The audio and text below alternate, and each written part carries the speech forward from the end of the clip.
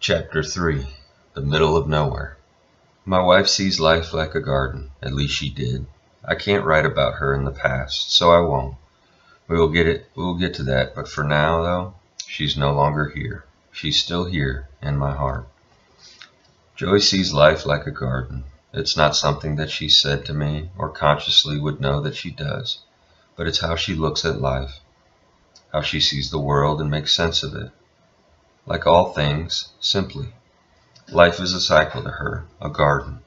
God plants us somewhere, then gives us a spring filled with new life that is lush and green. Then a summer and an autumn and ultimately a winter. When the world seems to slow down and the life that was new in the spring comes to an end, I like that way of looking at this journey that we're all on. It helps me to put things into perspective. I was planted in the middle of nowhere, not because Atchison, Kansas is nowhere or because it's roughly the middle of the U.S., but because I'm not really from there. That's where I was born, where my first breath was taken, where my spring began, but it's not where I'm from. I'm from nowhere and everywhere. Growing up, we moved dozens of times to different houses in the same town and to different cities, big and small, in different states all around the country. Always putting down roots only to have them ripped up at the surface with a part of me left behind in each place. You try to replant, insert yourself in the new place, in the new soil, but you never really do.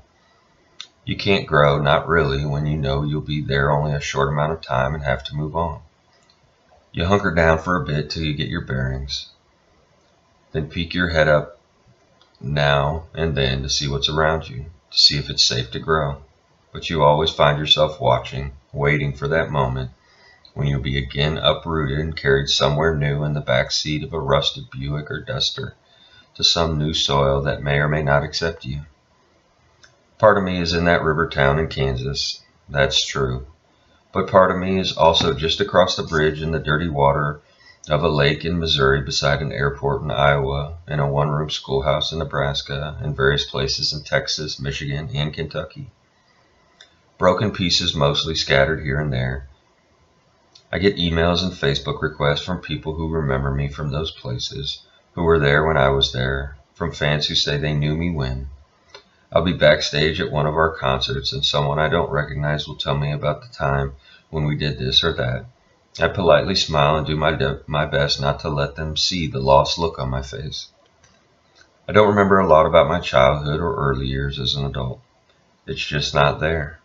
If our minds were computers with all information stored on hard drives, then my hard drive is corrupted, and no amount of cleaning up my Mac is able to retrieve those files.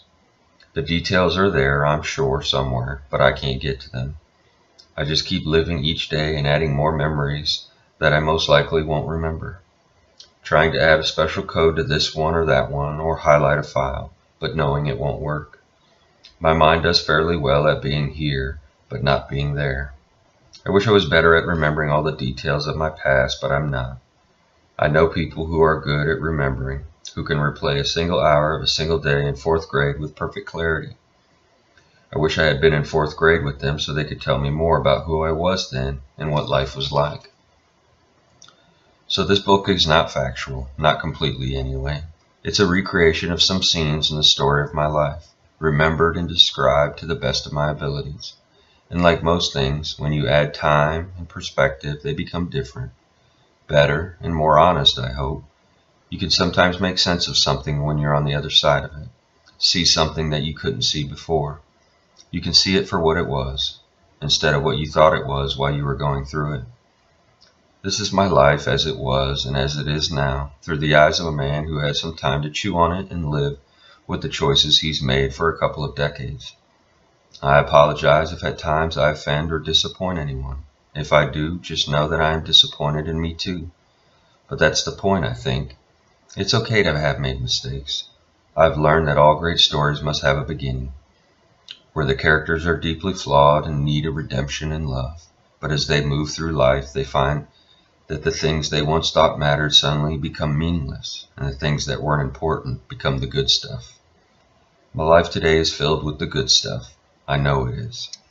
Mostly because I've spent years trudging through the bad stuff and have learned the difference. The funny thing is now that after all these years, even the bad stuff, in a strange way, was actually the good stuff. It's what got me to where I am. It made me who I am. And it will be a part of leading me to where I need to be.